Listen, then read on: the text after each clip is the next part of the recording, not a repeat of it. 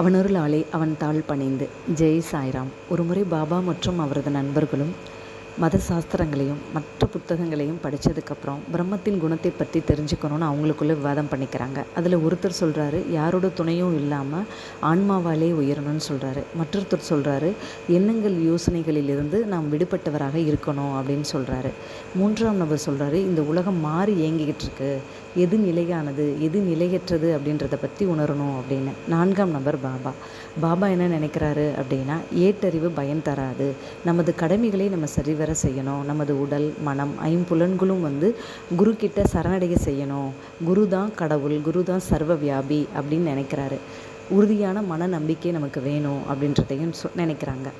இவங்க நால்வரும் இவங்களுக்குள்ளே விவாதம் பண்ணிவிட்டு கடவுளை தேடி காட்டை நோக்கி பயணம் பண்ணுறாங்க. அப்படி போகிற வழியில் தானியம் விற்கிற ஒரு வழிப்போக்குன்னு பார்க்குறாங்க.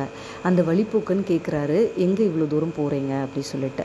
அப்போ இவங்க காடை தேடி போகிறோம் அப்படின்றாங்க. அப்போ அந்த வழிப்போக்குன்னு சொல்கிறாரு, இந்த காடு அடர்ந்த மரங்களை நிறைஞ்சது, ஒரு வழிகாட்டி இல்லாமல் நீங்கள் போகிற இடத்துக்கு போக முடியாது, ரொம்ப வெயிலாக இருக்குது, சற்று இலைப்பாரிட்டு நீர் பருகிட்டு போங்க அப்படின்னு சொல்கிறாரு.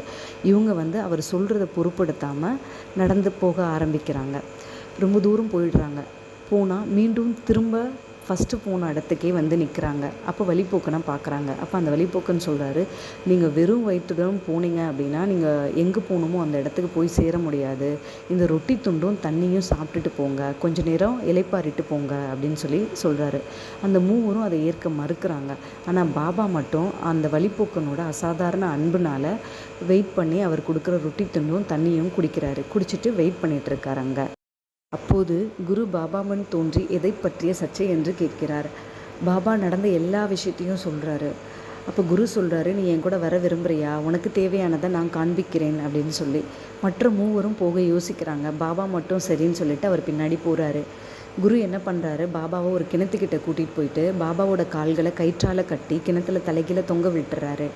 பாபா அப்படி தொங்கிக்கிட்டு இருக்க நிலமையில கண்ணை இருக்க மூடிட்டு அவரோட சிந்தனை எல்லாமே யோசிக்கிறாரு. நம்ம யார், ஆன்மானா என்ன, ஆன்மாவையே நம்ம வெளியில் தேடணும், இந்த உடல் எப்படி வந்தது, யார் கொடுத்தது, இப்படின்ற பல கேள்விகளுக்கு அவருக்கு அந்த தருணத்தில் பதில் கிடைக்கிது. சில மணி நேரம் கழித்து குரு வராரு.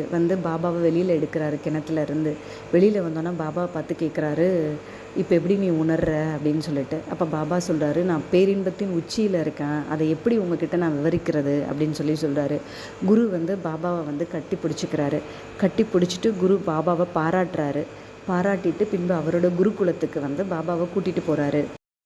குருவிடம் இருந்து சகல கலைகளையும் பாபா கற்றறிந்தார். பாபாவோட பார்வையில் குருவை மையமாக வச்சுருந்தார். அவர் தியானம் பண்ணும்போது குருவே ஒரே லட்சியமாக நினச்சாரு. தியானம் செய்யும் பொழுதும் அவரோட மனமும் புத்தியும் அசையாமல் குருவை பற்றியே சதா காலமும் நினச்சிட்டே இருந்தார். அதுக்கப்புறம் அவர் உணர்ந்தார், இவர் தான் நம்மளோட குரு அப்படின்றத. இதன் மூலம் சாய் பக்தர்களுக்கு பாபா சொல்கிறது என்ன அப்படின்னா, குருவோட மகத்துவமும் குருவை நம்ம எவ்வாறு போற்றணும் வழிபடணும் அப்படின்றதும், பட்னி இருக்கக்கூடாது, பிறருக்கு உணவு கொடுக்கணும் அப்படின்றதையும், பசியோடு இருந்தால் நம்ம எதையும் சாதிக்க முடியாது அப்படின்றதையும் இதன் மூலம் நம்ம உணர முடியுது.